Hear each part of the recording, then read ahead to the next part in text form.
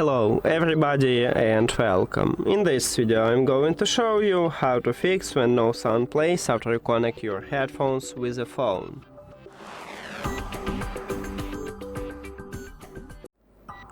Firstly, I recommend it to restart your audio player application. So let's say you listen to music in Apple Music. Just remove this application from the application list and then open it again. Also, I recommend it to go to the App Store or Play Store and check if you have the latest version for this application and update it if you haven't. Next step is to check if your earbuds have the latest software version. So you need to open Philips headphones application. Of course, your headphones should be connected with the app, and then go to the settings at the right bottom, click at the product information and tap at the software update line. It check for updates. It said that I have the latest software version. If you haven't, you can update it here. Okay, if the update didn't help you, next step is to restart your phone. I use these headphones with the phone. If you use it with the tablet, you need to restart your tablet.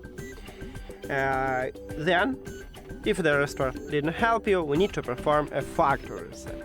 And it's pretty easy on these headphones. So, the right ear cup, we have all controls. You need to use ambient sound control button and power button. Press and hold simultaneously until the LED light starts flashing white and blue. So let's do this. Here we go. Now we need to reconnect them with the phone. Go to the settings, then Bluetooth or connected devices. Click the information icon or settings icon at the device list near to your headphones. Then forget this device or forget device or unpair or remove button. And forget device. Now, if you have Android, you need to click pair new device button at the top. But not all Android phones have this button. Maybe you need to do the same as on iOS, just go back and return to the Bluetooth, or turn on and turn off the Bluetooth, turn off and turn on the Bluetooth. Or maybe you have a button, refresh, tap at this button.